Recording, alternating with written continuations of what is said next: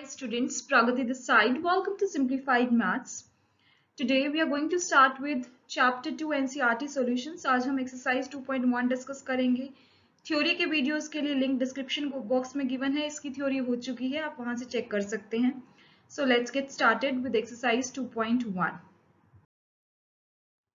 Yes, first of all in question 1 to 8 you have to find the principal values. ठीक है, principal value branch की हमने table देखी थी. That is very important. Principal values निकालनी है. ठीक है, फर्स्ट आपको गिवन है y equals to sine inverse -1/2. ठीक है, ट्रिग्नोमेट्रिक फंक्शंस में क्लास 11th में आपको पता है साइन 0, साइन π/3, π/2, π/6 ये सब क्या होते हैं. ठीक है, तो 1/2 सबसे पहले आपको देखना है कि 1/2 वैल्यू कहाँ पे आती है साइन फंक्शन में. कहाँ पे आती है? π/6 पे. ठीक है, π/6 मीन्स 30 डिग्री पे. So y equals to sine inverse -1/2 है, तो इसको मैं लिख सकती हूँ उधर जाके क्या हो जाएगा साइन y इक्वल्स टू -1/2. ठीक है, आप जो टेबल थी थ्योरी के लिए आप लिंक डिस्क्रिप्शन बॉक्स में आप वहां चेक कर सकते हैं. उसमें प्रिंसिपल वैल्यू जो थी साइन इनवर्स की वो क्या थी? प्रिंसिपल वैल्यू ब्रांच था क्लोज्ड इंटरवल -π/2 टू π/2. ठीक है, ये था. अगर इसकी वैल्यू मैं निकालू -1/2 साइन में, तो अगर उसकी वैल्यू सबसे पहले आप कोशिश करिए डायरेक्ट जो वैल्यूज आ रही है वो निकालिए. ठीक है, अगर जो आप डायरेक्ट वैल्यूज निकालते हैं वो इस इंटरवल में लाई करती है then that is your answer. अगर जो आप डायरेक्ट वैल्यूज निकालते हैं वो उस इंटरवल में कोई भी फंक्शन है उसकी प्रिंसिपल वैल्यू ब्रांच में लाई नहीं करती है then you have to modify accordingly. ठीक है, कैसे मॉडिफाई करेंगे वो भी हम देख लेंगे. अब जो साइन 1/2 कहाँ आता है? π/6 पे. सो -1/2 कहाँ आएगा? -π/6 पे, है ना. तो साइन -π/6 क्या होगा? -1/2. अब आपको चेक करना है क्या -π/6 लाई कर रहा है इस इंटरवल में. यस, ऑफ कोर्स लाई कर रहा है. ठीक है, तो आपका आंसर क्या हो गया? -π/6. ठीक है, इसी तरह second question cos inverse √3/2. Let us assume that y is any function cos inverse √3/2. सो यहाँ से क्या आ जाएगा? कोस y इक्वल्स टू √3/2. अब कोस में √3/2 कहाँ आता है? π/6 पे. सो कोस π/6 इक्वल्स टू √3/2. और प्रिंसिपल वैल्यू ब्रांच क्या थी कोस इनवर्स की? उस टेबल में अगर आप देखो 0 टू क्लोज इंटरवल 0 टू π, तो π/6 इस इंटरवल में लाई कर रहा है. यस, तो आपका आंसर क्या हो गया? Simply π/6. Similarly next cosec inverse 2 की वैल्यू निकालनी है. सो यहाँ से कोसेक y क्या आ गया? 2. ठीक है, तो आपको सबकी वैल्यूज याद रखने की जरूरत नहीं है. आप याद रख लीजिए साइन की वैल्यू याद रख ली. फिर कोस की याद रखने के लिए उसका उल्टा प्रोसीजर है. ठीक है, 10 के लिए साइन बाय कोस करो.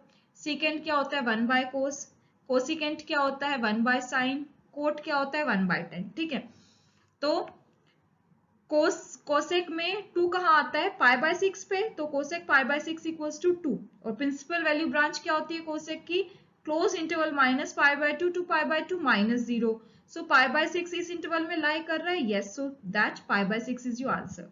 It is very simple. बस आपको प्रिंसिपल वैल्यू ब्रांच पता होनी चाहिए. और साइन 0, साइन π/3, π/6 क्या होते हैं? कोस 0, इनकी वैल्यूज क्या होती है ये पता होना चाहिए. बस देखो ये 1 मार्कर क्वेश्चन आते हैं. Right, now tan inverse -√3 equals to y. So tan y equals to -√3. अब √3 वैल्यू कहाँ आती है 10 में? π/3 पे. -√3 कहाँ आएगी? -π/3 पे. यस, अब आपको देखना है tan इनवर्स की प्रिंसिपल वैल्यू ब्रांच क्या होती है? ओपन इंटरवल -π/2 टू π/2 लाई कर रहा है -π/3 इस इंटरवल में. So -π/3 is your answer. Now y equals to cosec inverse half. ठीक है, सो यहां से आ गया कोस y इक्वल्स टू -हाफ. अब हाफ वैल्यू कहाँ आती है कोस में? π/3 पे. सो -हाफ कहाँ पे आएगी? -π/3 पे. पर जो -π/3 है वो कोसेक इनवर्स की प्रिंसिपल वैल्यू ब्रांच में लाई नहीं कर रहा. So you have to modify in such a way कि वो इस ब्रांच में भी लाई कर जाए और उसकी वैल्यू -हाफ भी आ जाए. उस केस में हम क्या करेंगे? पाई -π/3. Pi minus something lies in second quadrant, and in second quadrant only sine and cosec are positive, rest are negative, already discussed in class 11th. ठीक है, so pi minus π/3 पे वैल्यू -हाफ होगी. दैट इज cos of 2π/3 पे value -हाफ होगी. And 2π/3 lies in close interval 0 to π. That's it. That is principal value branch of cos inverse, right? So 2π/3 is your answer. Next question 6. tan inverse -1 की आपको value बतानी है principal value. सो यहाँ से आ गया 10y इक्वल्स टू -1, ठीक है। अब 1 वैल्यू कहाँ आती है 10 की, π/4 पे, -1 कहाँ आएगी, -π/4 पे, and -π/4 belongs to principal value branch of 10 inverse, that is open interval -π/2 to π/2. Yes, so -π/4 is your answer. Next, y equals to secant inverse 2 by root 3. So secant y equals to 2 by root 3 आ गया. Yes, so 2 by root 3 कहाँ पे आता है secant में, π/6 पे, and π/6 belongs to principal value branch of secant inverse. Yes, so π/6 is your answer. Next is y equals to cot inverse root 3, ठीक है, that is cot y equals to root 3. अब root 3 कहाँ आता है cot में, π/6 पे, so cot π/6 equals to root 3, and also π/6 belongs to principal value branch of cot inverse, that is open interval 0 to pi, so π/6 is your answer. Next, y equals to cos inverse -1 by root 2. So cos y equals to -1 by root 2. अब 1 by root 2 कहाँ आता है cos में, π/4 पे, so -1 by root 2 कहाँ आएगा, -π/4 पे, but -π/4 doesn't lie in the principal value branch of cos inverse, that is close interval 0 to pi, so you have to modify, that is pi minus π/4 करना पड़ेगा, right?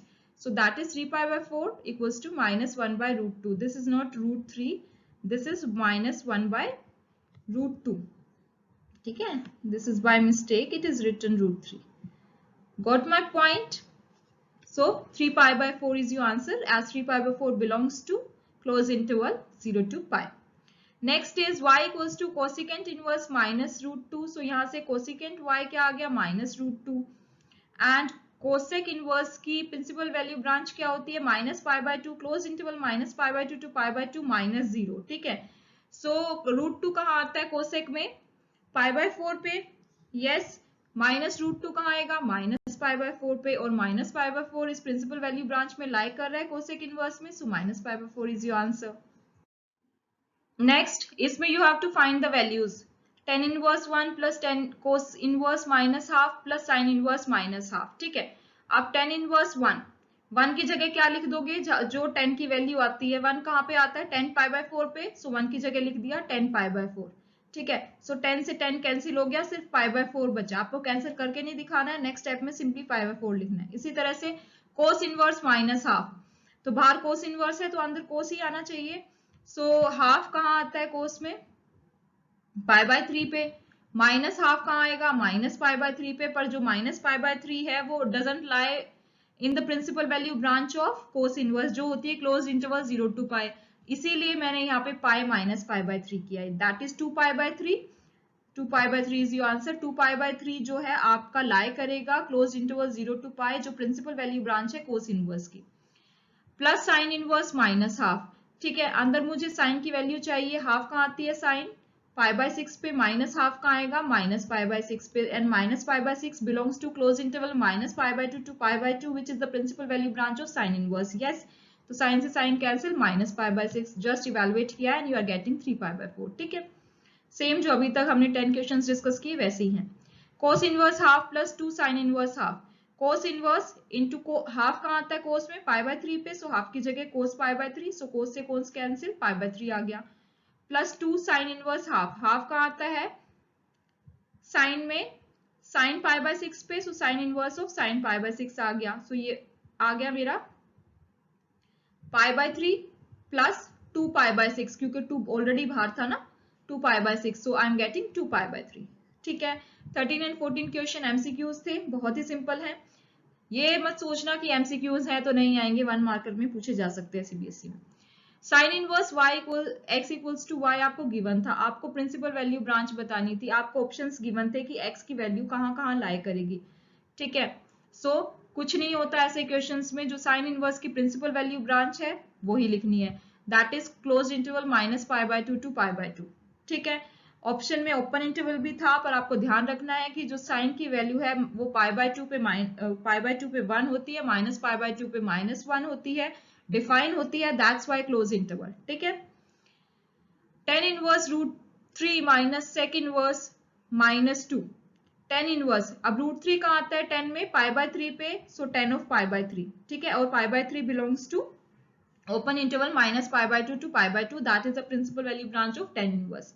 Minus secant inverse minus 2, secant में minus 2 कहाँ आता है, 2 कहाँ आता है secant में, pi by 3 पे, minus 2 कहाँ आएगा, minus pi by 3 पे, पर minus pi by 3 doesn't belongs to open interval 0 to pi minus pi by 2, ठीक है, उसमें बिलोंग नहीं करता, तो हमने पाई माइनस पाई बाय 3 किया है, ठीक है। कोस और सेकेंड में आपको यही करना है, अगर नेगेटिव में आ रहा है तो वो उस की प्रिंसिपल वैल्यू ब्रांच को बिलोंग नहीं करेगा, तो आपको पाई माइनस दैट क्वांटिटी लिखनी है, ठीक है, कोसिकेंट में और सीकेंट में। सो ये आ गया 2 pi by 3 and 2 pi by 3 belongs to principal value branch of secant inverse, that is open interval 0 to pi minus pi by 2. So your answer is minus pi by 3.